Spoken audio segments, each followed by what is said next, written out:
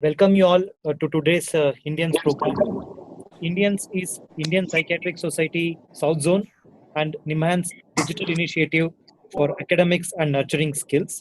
We have been running this program from past almost 1 year, wherein we take academic sessions for all the students across India. Today, one of the hot topics of the entire world is COVID-19 infections, and also while this infection is rampant, so how to see our patients and how to help them. So one of the ideas was that to use telemedicine to see patients and to help the patients across the world. So a new telemedicine guidelines has come up. So today we have Dr. Suresh Bhadamat, who is professor of psychiatry, who is head of forensic psychiatry in NIMHANS, also head of telemedicine center in NIMHANS. Also, he is also consultant in the community psychiatry at NIMHANS. Before we start the session, I request all of you to kindly subscribe to our channel, NIMHANS Indians in YouTube. You will be able to access all our videos which have been recorded. Even today's video would be recorded and will be put up in YouTube. So please be aware of the surroundings when you switch on the video. Another Zoom etiquette is that kindly don't turn your mics on because if you turn your mic on, it will be reflected in the audio. Please mute your audios when you log in. So over to you, BMS sir. Good afternoon, friends. Professor B.N. Gangadhar sir is here. Sir, over to Professor B.N. Gangadhar sir. Welcome to this meeting. I congratulate each one of the participants for coming over. This is a opportunity from a challenge. The challenge is people cannot move about, take help, and an eminently treatable condition, given some simple medicines, they can get better. If we can use digital technology and give them this help, more so in this current crisis. And it is very timely that the MCI has launched the guidelines. Let's exploit it and make sure that we convert the challenge of not able to reach people more so now into an opportunity of able to reach them and probably make them like this way of approach and contact with us and make this popular and more effective. Again, congratulate the team from Telemedicine Center NIMHANS and the Indians group to have launched this very important academic agenda of discussing the guidelines of telemedicine that the Indian Medical Council has recently passed. I am also a signatory to that because I am in the Board of Governors. At the end of the meeting, I would appreciate the team to send me a half-a-page report, which I will share it with the Medical Council of India. And also, whether this guidelines that was discussed here, I don't know whether the Karnataka Medical Council is aware that we are discussing this, or any of your medical councils know that we are discussing this, whether they would all consider giving you a credit 0.5 or 1 or whatever it is for this 381 people who have participated on this guideline. Very important meeting. Very much appreciate the initiative taken by Dr. Suresh and team, and of course the office bearers of the Indian Psychiatric Society, and of course the Telemedicine Center staff. More so all the 380 people who have assembled here through digital technology. Of course, very, very timely, very, very timely. Congratulations. Thank you, sir. Thank you very much. Now over to Dr. BMS sir for continuation of the session. I wish you all the best. Let the meeting continue. Thank you. All the best. Today we'll be discussing about the telemedicine practice guideline, which was released on 25th March 2020. And I am Professor Suresh Bhadamat, and I am working as a Professor of Psychiatry, Head of Telemedicine Center, and these are my credentials. So before I start, I would like to put a disclaimer. Whatever the discussions we are going to generate during this presentation are currently in academic only. And if there is any issue of legal issue, you have to contact the lawyer. And if you have any doubt, please do refer the original document of telemedicine practice guidelines. It is available, which is mentioned below in the Ministry of Health and Family Welfare website. So the background is basically we have reached Mars planet and also moon, but we are unable to reach our own rural population. And at the same time, the telemedicine was launched. Doctors have been apprehension regarding using of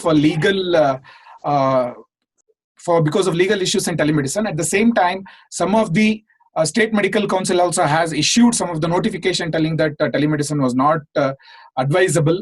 And also currently at the background of COVID-19, the long-awaited guidelines have been what we call it as pushed in at this point of time, but the desperate situation requires desperate measure, and this was the right time to have the telemedicine guidelines.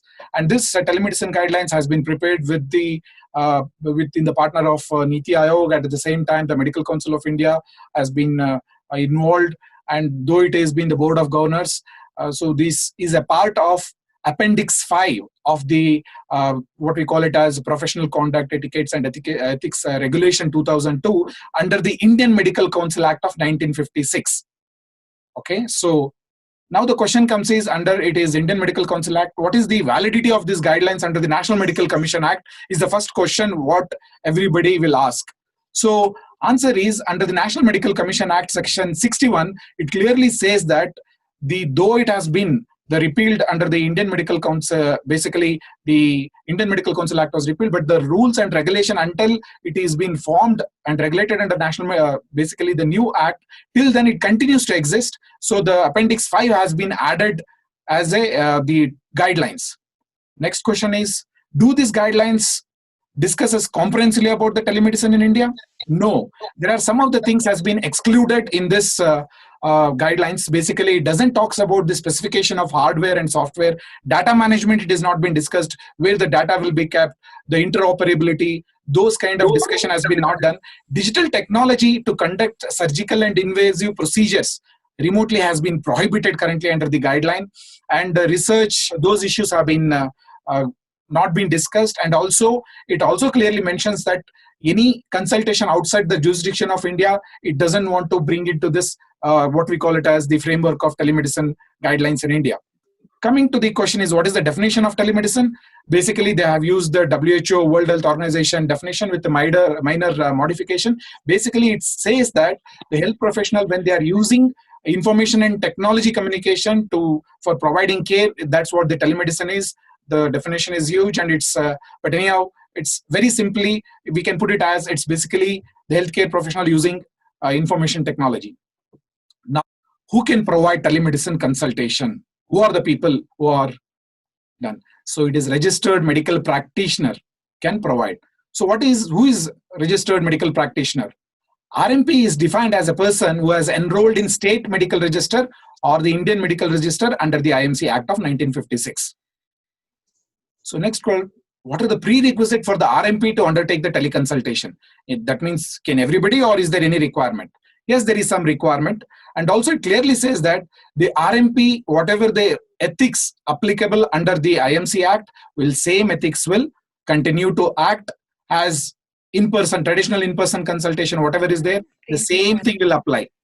That means the ethics in-person consultation will also be applied online, and also there will be online course made available, and everybody should mandatorily online course has to be done. That means within 3 years. But however, the course has not been notified till the interim period. Everybody has to follow the guidelines. That means you can use these guidelines, and once the courses are notified, you have to undergo this course. Can I provide telemedicine consultation to a patient residing in any other state? Of course, the guidelines clearly says that you can provide consultation to a patient from any part of India. So what are the guiding principle of this teleconsultation basically under the telemedicine guidelines? Basically, there are clearly around 5. First and the foremost, as patient has the right to discontinue the teleconsultation. Anytime he says, I don't want, he can walk away. At the same time, there are some rights have been given to the RMP, and the important and also the obligations also has been casted upon the RMP. Basically, RMP is registered medical practitioner. The professional judgment of an RMP should be the guiding principle of all telemedicine consultation. What does it mean? Means that telemedicine consultation will be treated with similar traditional in-person consultation with regard to ethics and law. And the RMP can choose not to proceed with the consultation at any time or any stage. You can say, no, you have to come in what we call it as for the real-time consultation. Or he may also say, RMP has the discretion to decide the mode. He can decide whether a in-person is required or a text mode, audio mode, image, video, digital. So by and large, the guideline is very clear, but at the same time, the independence has been given to the patient and also to the RMP to discontinue teleconsultation anytime and go ahead. So can either party be anonymous during the teleconsultation? No, that is not allowed under the guidelines. In the telemedicine consultation, it is not allowed. Both registered medical practitioner and also the patient has to be identified themselves. And the obligation has casted on RMP to verify the patient's credential, including the identity, and the RMP can ask for registered ID, age, proof, and all other things can be asked. Suppose RMP is not satisfied, he can discontinue the consultation, but until the RMP is satisfied, he can ask for a few of the, what we call it as the identification.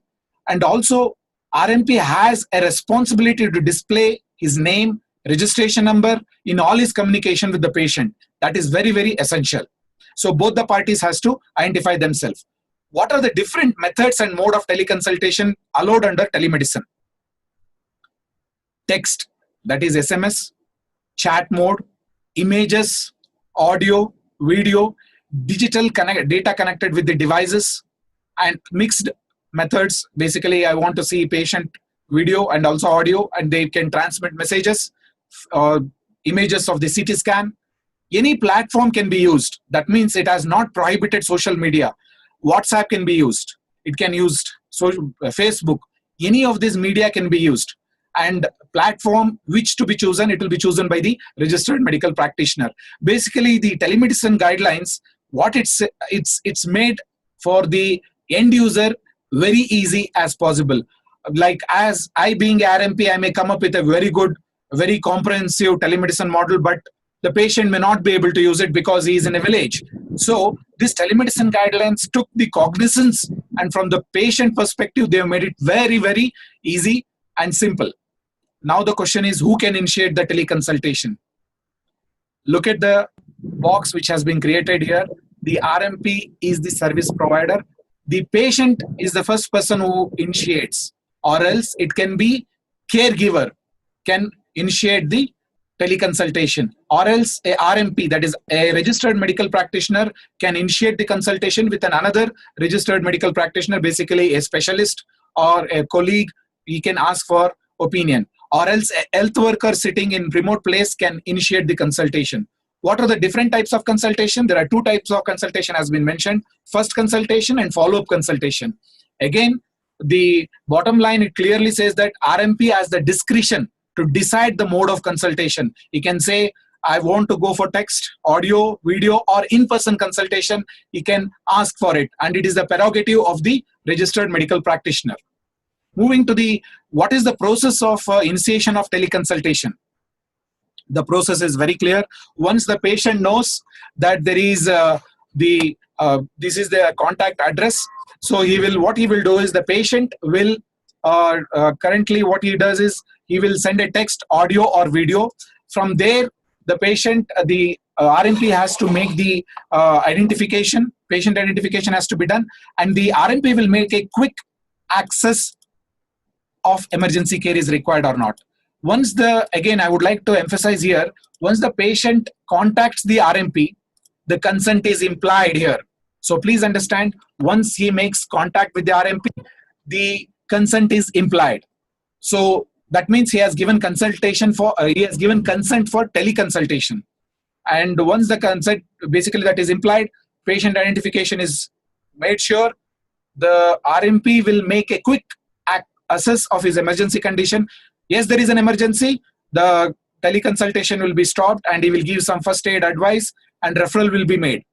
No, there is no any kind of what we call it as emergency is not there, then the detailed assessment and investigation will take place. What are those assessments can be done? Basically, he will do is he will take the information, history, professional and collate information depending upon, he may call his patient's family members, collect information, ask for previous records, and suppose the registered medical practitioner feels an investigation has to be done. He may pass the teleconsultation and ask him to get the list of investigation. Once the investigation is brought after 3rd or 4th day, the again teleconsultation resumes back. If the information is incomplete, the RMP now also feels that the information is incomplete, he can say that no, he can recommend for in-person consultation. And also at the same time, there is an obligation has been made. All registered medical practitioners shall maintain all patient records. I'll come to this later, what are the records has to be kept. So next question comes is, when should doctor take explicit consent? What is the format of explicit consent? We talked about implied consent, basically whenever the patient contacts the registered medical practitioner, that is for consent for teleconsultation, very specifically teleconsultation. Now moving to what is explicit consent? Explicit consent has to be taken when an health worker initiates the teleconsultation. An RMP is initiating a teleconsultation with a specialist, then we have to take explicit consent.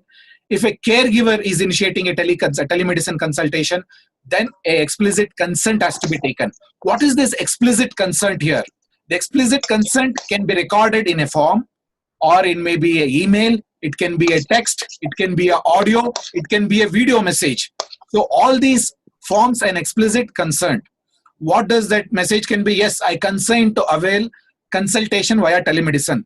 As simple as possible, either in the text format or in the audio format or in the video format, has to be recorded. That is the explicit consent has been given here. Moving to the next question is, what to do? Patient has called me and it is an emergency consultation now. The RMP should, the registered medical practitioner should exercise his professional judgment to decide whether a telemedicine consultation is appropriate in a given situation or an in-person consultation is needed. Here, the interest of the patient prevails. That means if the person has made a emergency contact or emergency call or a message has been said, now the RMP has to make a professional judgment. Further, the guideline also says, before you abort, give some advice on first aid, counseling, and also facilitate referral.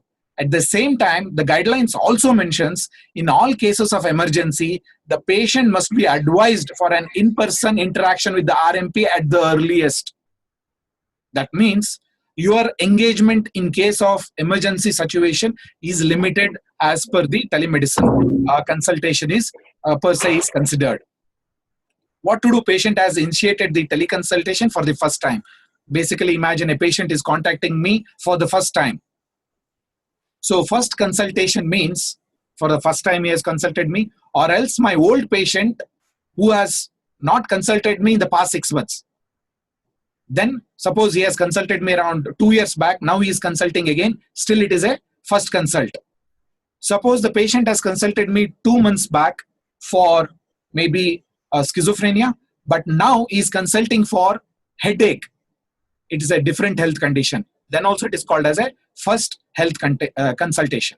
So the same procedure will happen. The patient will text, make a call, or a video call will be made. Consent will be considered as implied. Patient identification data will be taken, age proof will be taken, and I have to make a quick assessment whether there is an emergency need is there or not. Now I will go for a detailed evaluation, and during the detailed evaluation assessment, still if I am unable to, if I feel that there is an emergency situation is there, again I can ask them to go for in-person consultation, or else I will do the what we call it as teleconsultation. Basically, I will give health education. I'll be doing counseling. I am allowed to give medication list O. That list, what is that list O? I will come to you later. And by chance, if you are doing a video teleconsultation, you will be allowed to give medication list A. That means in the first teleconsultation, televideo consultation, list O, and if you are on video, list A will be given. I'll come to this in a short while. Suppose the next question is what to do my old patient has initiated the teleconsultation. The old patient means if I had seen a person within 6 months, in-person consultation, not on televideo, it has to be in person within the past 6 months. And it should be for the same health issue. Then only it will be considered as a follow-up. For by chance, if I am unable to recall or retrieve some of the data, then it will be considered as first consultation, not a follow-up. That means RMP does not recall the context of previous treatment and advice. Then again, it will be considered as a first consultation, not the follow-up consultation. And if the patient has called for a new set of symptoms or for a new health condition, then it is again it is considered as a first consultation. So follow-up consultation should be they should have consulted me 6 months back, and it should be within 6 months back, and in person should have occurred. So the same procedure, he will send a text, audio or video. Patient identification, I have to identify, yes, the same person. ID should match, whether they are calling from the same ID, same phone number, same mobile. And the RMP can ask, please call from the same mobile. He can ask, or same email address. And I have to assess quickly whether there is emergency care is required or not. If it is not there, I can do some detailed assessment. And still I feel that there is an emergency requirement, I can request them to go for in-person consultation. Then health education can be done, counseling. Now here, I can, suppose there is no change in the medication required, I can just write the refill of the medication. Whatever medication I had given in the previous in-person consultation can be refilled. No, sir, there are some changes to be required. Like I have to add a Pacetin or a Parkin or a Triaxiphenidil. That is allowed. Now that the medication list B will come into play. By chance, the patient discusses new complaint, then it will be considered as the new consultation. So this is how the follow-up consultation goes. Next question is, especially in psychiatry, can a caregiver initiate a teleconsultation? This is very important for us. Yes, of course, the caregiver can initiate a teleconsultation. A caregiver is a family member or a person authorized by the patient to represent. It's very clear. The telemedicine guideline says authorized by a patient. So there are two situations in such scenario, one with the patient and one without the patient. If the patient is there, no need to worry. You can ask oral consultation or oral consent or by video consent. By chance, if there is patient is not there and only caregiver is present, in such situation, whether the patient is a minor, then you can go ahead with the caregiver discussion about the teleconsultation. By chance, patient is incapacitated. That is the word used by the telemedicine guidelines. So we will discuss about this. What does that mean? How does it imply for psychiatry in the later while?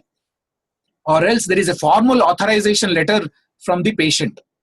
So that gives a valid consent. And by chance, if the patient has come in the past in person along with the caregiver and he has identified him as that person and has given authorization letter, then we can go ahead with the caregiver alone as a consultation. Next question is, can a health worker initiate a teleconsultation with RMP? So this is also very essential, especially in telepsychiatry. Who is a healthcare worker? Healthcare worker can be a nurse, allied health professional, mid-health level practitioner, ANM, or any other health worker designated by an appropriate authority. So what are the setup from where they can initiate the call? They can initiate call from any health establishment, any health camps, home visits, because many of our psychiatric patients, including dementia, they will be at home. So these nurses can do home visit. From there, they can initiate the teleconsultation. Mobile medical units, from there they can initiate, like from the ambulance they can call, or any community-based interaction, they can initiate the consultation. So what are the requisite? They can consult any, it can be public or private establishment they can call. And the main prerequisite is the health worker should have seen the patient. They should have verified the identity of the patient and they know the ID and also the phone number, address is well known. And at the same time, when a RMP starts consultation, he has to verify the ID, phone, address, and the teleconsultation starts. If it is a first consultation, it will go as a first consultation. If it is a follow-up, it will go as a follow-up consultation. So next question is, can a RMP initiate a teleconsultation with another RMP? Of course, it is allowed here. A person who is sitting in a remote place wants to take a specialist opinion. That is RMP to RMP, or else RMP to a specialist will be considered. So RMP can initiate a teleconsultation. But however, he needs to take the consent of the patient that I'm going to discuss with the specialist. That is very essential here. And who is responsible if there is anything happens? It is the treating RMP will be held responsible for all the issues which is going to happen, because the consent and also the implementation of the recommendation is on the treating RMP, not the person, the specialist who is giving the opinion. Next question is, can RMP prescribe any medication on teleconsultation? No, it is not allowed. The reason being is, the medication which can be prescribed traditionally in-person consultation is allowed. The same is allowed on teleconsultation. That means a psychiatrist is allowed to prescribe some medication as in-person is similarly allowed on the teleconsultation. One guideline. Second one is, whoever is the medical practitioner should follow the SOPs, protocol of that illness, when he is prescribing the medication. That means if I'm prescribing some medication, I have to follow the protocol. If it is clozapine, I have to follow the protocol of the clozapine, what I have to do. And RMP may prescribe medicine via telemedicine only. Specifically, I have made it right. Only when RMP is satisfied that he has gathered adequate information, relevant information, and the patient medical condition. That means the obligation has casted on the RMP. You can't say tomorrow telling that I did not add any information. That is not allowed. That means you should have adequate information before prescribing. And the prescribing medicine should be in the best interest of the patient. So along with this, there are two cautions has been placed under the guidelines. So prescribing medicine without an appropriate or provisional diagnosis will be considered as a professional misconduct. I will repeat that again. Prescribing medicine without any appropriate diagnosis and provisional diagnosis. That means before you prescribe a medicine, you should have at least a provisional diagnosis. To make a provisional diagnosis, you should have gathered the information to reach that diagnosis.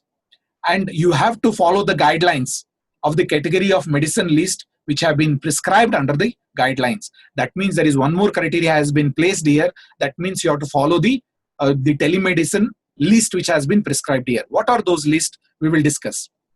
It is placed in the annexure of the telemedicine guidelines. There are 4 lists have been given. List O. O is basically over-the-counter medications. What are these over-the-counter medication? It is paracetamol, it may be antacids, it may be what we call it as vitamins. So those kind of things can be prescribed by RMP by that they are called as list O. What are list A? List A are relatively safe medicine with low potential of abuse and which can be prescribed during refill, that is during the follow-up only. That means, I will come to that.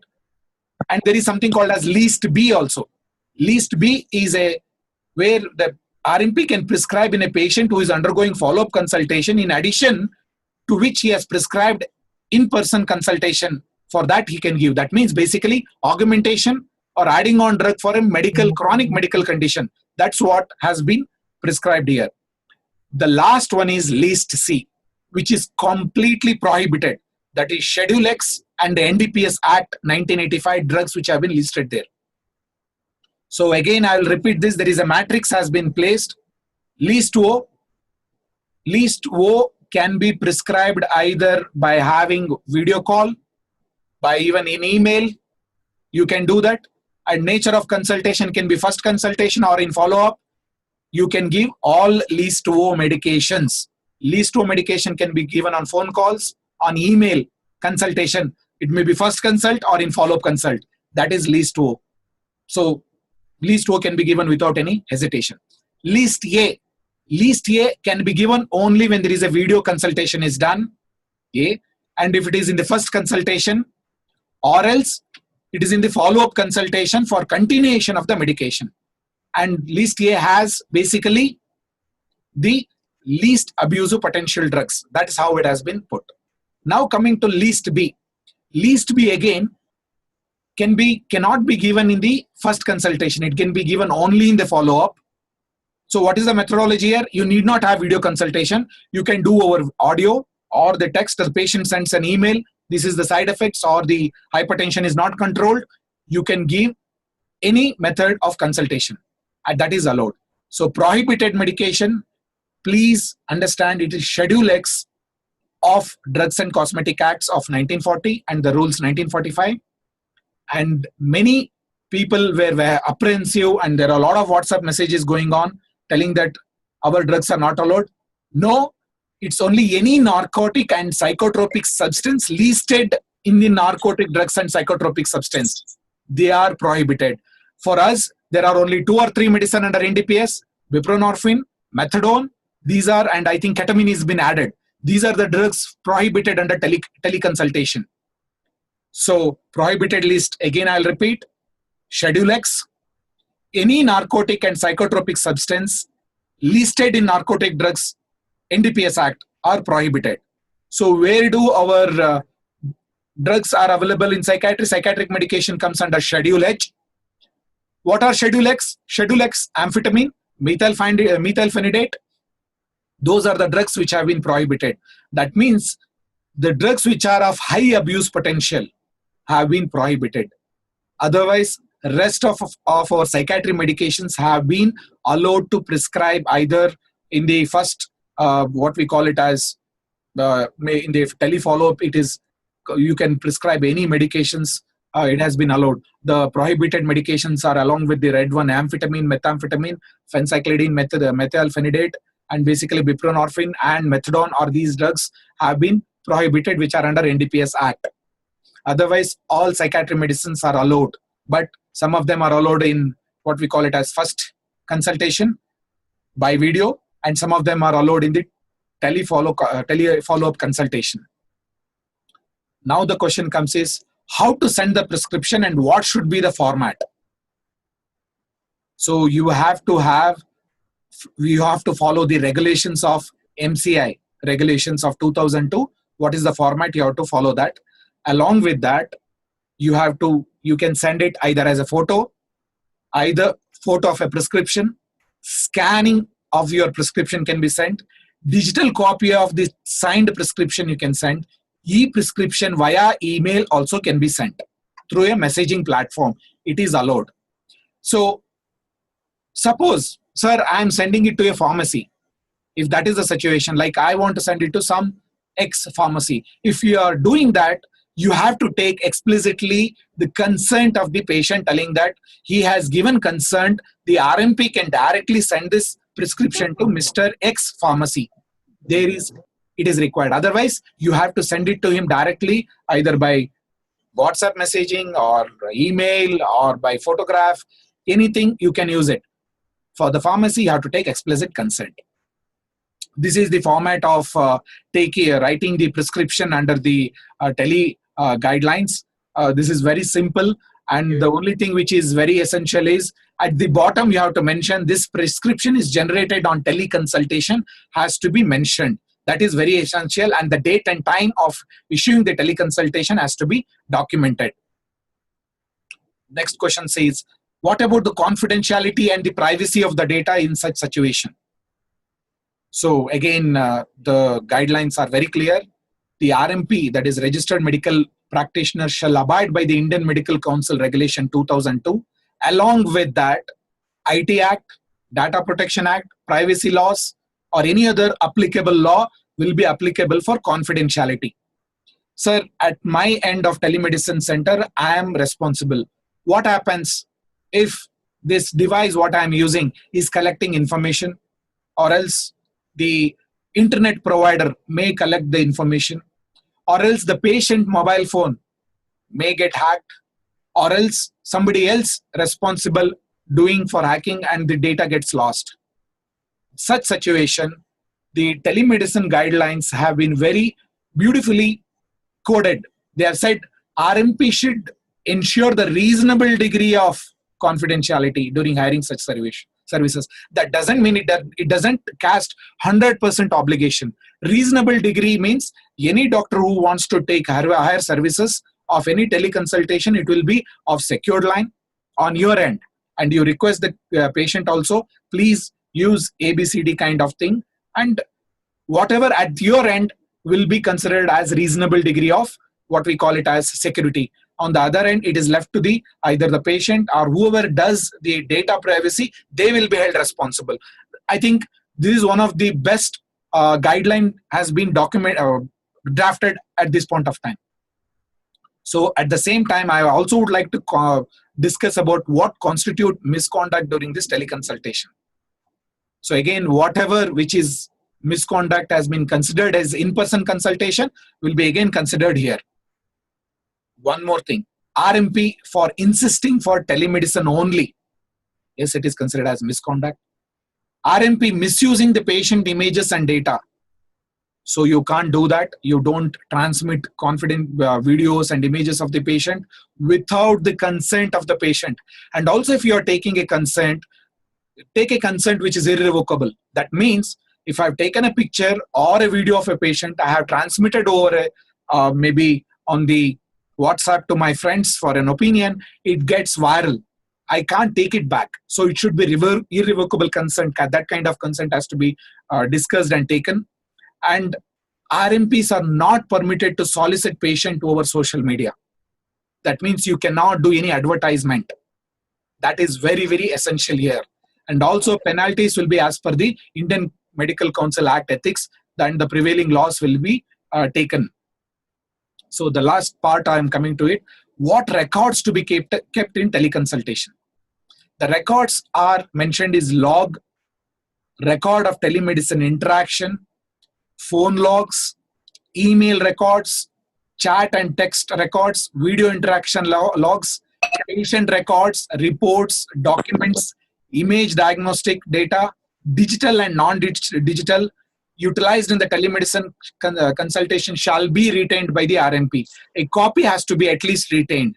And also, if you are sending a prescription, you have to retain a copy of the prescription.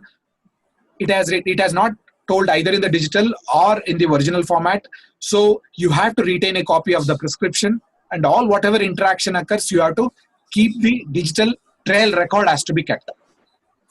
Next question is, can we charge for the teleconsultation? Yes, of course, telemedicine guidelines talks about, and it says the charges should be in par with the in-person consultation for the fee perspective. At the same time, appropriate fee for telemedicine consultation can be charged. And there is a caveat here. That means you have to provide a receipt or invoice for the fee charge for telemedicine consultation. The last part is, what is the role and responsibility of a technology platform? For example, I am using an online platform, an app to provide telemedicine consultation. What are the responsibility of the RMP? Whatever till now I discussed will be the same. What are the responsibility of the online platforms? These, they have to enroll only registered medical practitioners. That means they have to verify their authenticity of their registration and their qualification. And they have to display the qualification of the registered medical practitioner and also the contact details of the RMP. At the same time, the grievance mechanism has to be placed in place. At the same time, they cannot use artificial intelligence for diagnosing, for giving prescription. Artificial intelligence can be used to help the doctor to make some diagnosis, or else assisting the doctor to make some, what we call it as image clarification or other purpose, but it cannot be used for consultation purpose or prescribing purpose. Suppose they violate any of the law, these online platforms can be blacklisted and RMPs will be told not to use this platform. That means they will be blacklisted. Coming to the end of my presentation, what are the best part of this telemedicine guidelines? This is patient friendly. It is very simple but comprehensive. Basically simple because it has allowed to use even text messages, audio calls, phone calls, social media has been allowed. Imagine, basically it is looking from the patient angle, patient's perspective. A person who's sitting in the rural should be able to consult over the audio call. That's the beauty of this guideline.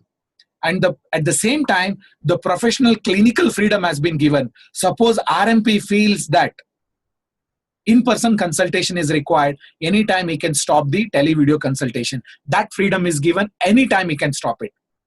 And it also cuts across all digital format, text, audio, video, and the digital format is allowed.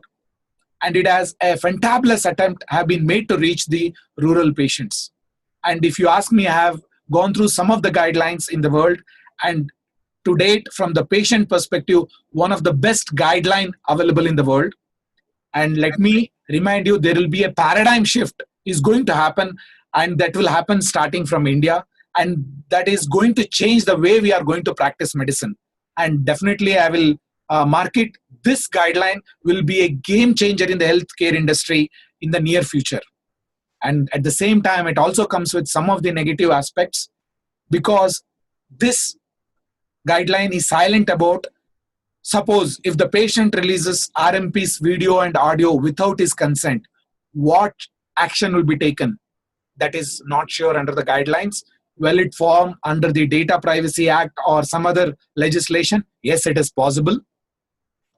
If I'm giving a consultation for a patient who is sitting in somewhere in Srinagar or in Chhattisgarh, suppose there is ethical violation, patient wants to give a complaint. Will he give complaint in that place, or he is going to give complaint in the Karnataka? That is not sure. Hope the Board of Governors can clarify this. It will be very helpful.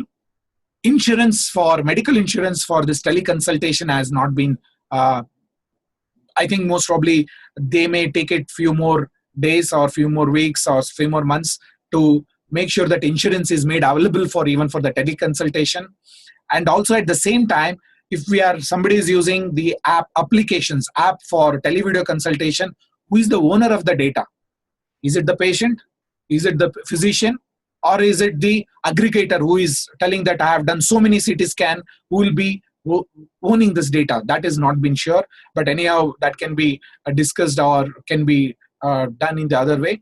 And also, sometimes these online platform advertises the doctors with jazzy things, and also rating of the doctors is done by the various clients, and the transparency of these what we call it as rating has not been discussed in these guidelines. And these are the few I would rather say drawbacks, but if you ask me, the benefit is going to be very, very huge for our rural patients. To conclude, under the background of coronavirus or COVID-19, the telemedicine guideline, now if you ask me, this is the time is now, and you fellow psychiatrist, I would request, you are the person who is going to change, and the telemedicine is a solution to change, to foster the right to healthcare at home, or what we call it at the doorstep can be done. Thank you very much. Generally, whenever any doubt comes, that I'm not questioning, but just only supplementing that. What if it is a normal scenario? That rule will apply. This is only a guideline just to use it as a supplementary tool. Yes, sir. Not to be limited. Yes, sir. Yes. And just last point I want to add is regarding the protection to the registered medical practitioners. 3.7.13, that clearly not only is not silent, it is very well telling that RMP is not at all responsible if the breach of confidentiality or information is somewhere else occurs. Yes, sir. By the technology provider or the service provider, and he should take care that he is taking care of the minimal access and maximum control. Thank you very much, sir, for your clarification, sir. And I think TSI, Telemedicine Society of India, played a major role in drafting this guideline. Thank you very much, sir. Thank B.N. Gangadhar, sir, who is not only the director of NIMHANS, but also board of members of National Medical Council. And also he is a signatory to this telemedicine guidelines which has come up. And who was also part of the panel which made this telemedicine possible across the country. We also thank Dr. Suresh Bhadamat, who is a consultant here at NIMHANS, who is professor of psychiatry, and also He's head of Telemedicine Center and Forensic Psychiatry at NIMHANS. We thank all the participants who participated today and for the discussions that have happened. So please subscribe our YouTube channel and please ask your questions there. Thank you, one and all. We'll be ending the session now. We also thank Clinics Laboratories Chennai for their support through educational grant.